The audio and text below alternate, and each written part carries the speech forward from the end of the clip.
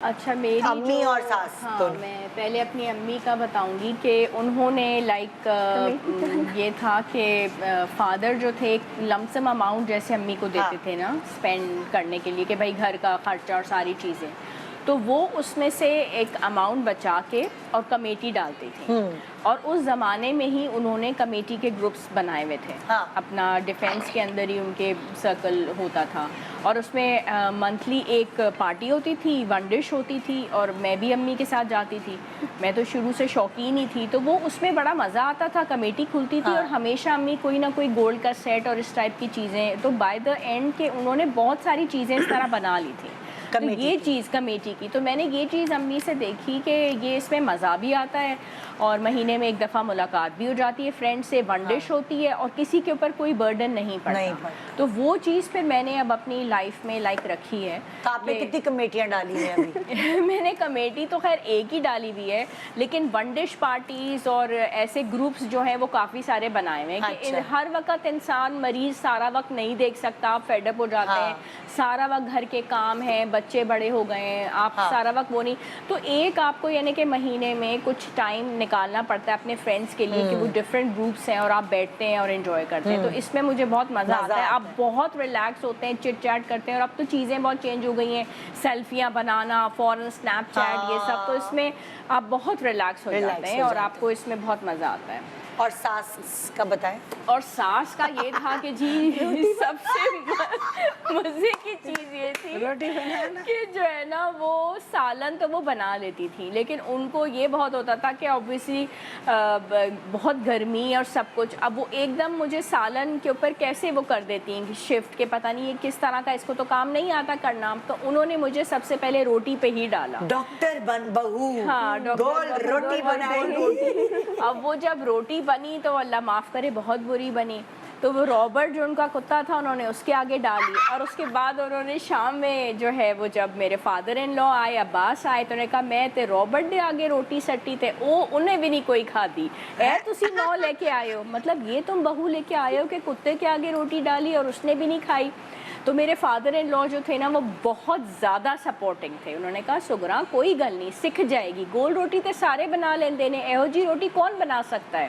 مطلب گول ان کا مطلب تھا کہ سب لوگ بنا سکتے ہیں، لیکن اتنے ڈفرینٹ اینگلز والی روٹی کون بنا سکتا ہے، یہ تو بہت مشکل ہوتی ہے بنانی. اب تو فیشن میں اور اب تو ڈفرینٹ اینگلز والی روٹی. تو خیر مجھے بہت رونا آیا. اس کے بعد میں نے کہا کہ ٹھیک ہے جی میں پھر کر کے دکھاؤں گی. اس کے بعد میں نے 20-25 روٹیاں ایک دن میں، کیونکہ 10 روٹیاں تو رابرٹ کو دینی ہوتی تھی نا، 5 لنچ میں اور 5 ڈنر میں، اس کے پیسز کر کے سوپ میں ڈبو کے اور مٹن کے ساتھ رابرٹ کو دینی ہوتی تھی لنچ. اور 10 تو اس کی ہو گئی اور باقی گھر والوں کی. اور یقین کریں آپ مجھ سے لائیو روٹی پکوا لیں، میرے جیسی روٹی کوئی بنا نہیں سکتا. میں نے اتنی روٹیاں بنائی ہیں، آپ لائیو روٹی کا کمپٹیشن رکھ لیں.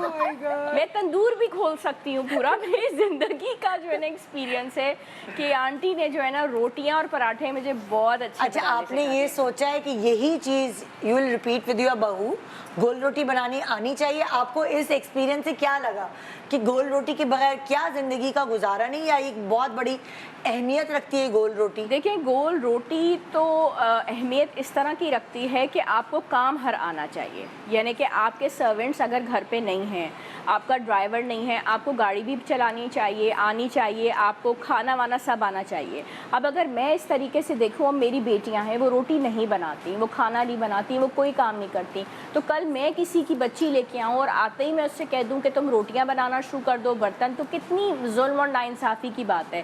لیکن میں یہ ضرور ایکسپیکٹ کروں گی کہ 14 اگست کی چھٹی ہے، یا کوئی عید ہے، یا کوئی بقرعید ہے، یا محرم کی چھٹی ہے، تندور بند ہے، میں نہیں روٹی بنا سکتی کہ اس بہو کو یا بچی کو آتی ضرور ہو. کیونکہ میرا بیٹا جو ہے وہ چاہتا ہے کہ آنے والی جو ہے اس کو روٹی بنا کے کھلائے. اب میرے ہسبینڈ ہیں وہ تھکے ہوئے آتے ہیں، ان کو تندور کی روٹی بالکل پسند نہیں ہے. تو وہ بہت انٹرسٹڈ رہتے ہیں کہ عائشہ مجھے تازہ پھلکا اتار کے دو. اور ان کو پتہ بھی ہے کہ ان کی اماں نے مجھے ایسی روٹیاں بنائی ہوئی سکھائی ہیں. اور یقین کریں عباس میرے ہاتھ کے پھلکے بہت شوق سے کھاتے ہیں. میں نے فیل کیا ہے کہ عباس بہت خوش ہوتے ہیں، وہ بہت اندر سے بہت سیٹسفائیڈ ہوتے ہیں کہ عائشہ پھلکا بنا کے لائی ہے. تو آنا ضرور چاہیے ہر کام. ہاں. اور میں ایک بات بتاؤں, جو میرے جتنے بھی سرونٹس ہیں نا, وہ اس بات پہ نا ڈرے ہوئے بھی رہتے ہیں کہ باجی کو ہر کام آتا ہے. اگر ہاں اس بات کا بلیک میل نہیں کر سکتے. ڈرائیور نے مجھے ایک دفعہ تنگ کیا تھا, مجھے یاد ہے, میں نے اس کو مین روڈ پہ اتارا تھا, میں نے اس سے گاڑی کی چابی لی تھی, میں ڈرائیو کر کے گھر آ گئی تھی. آپ کو ہر کام آج کے زمانے میں آنا چاہیے, اور کیوں نہ آئے.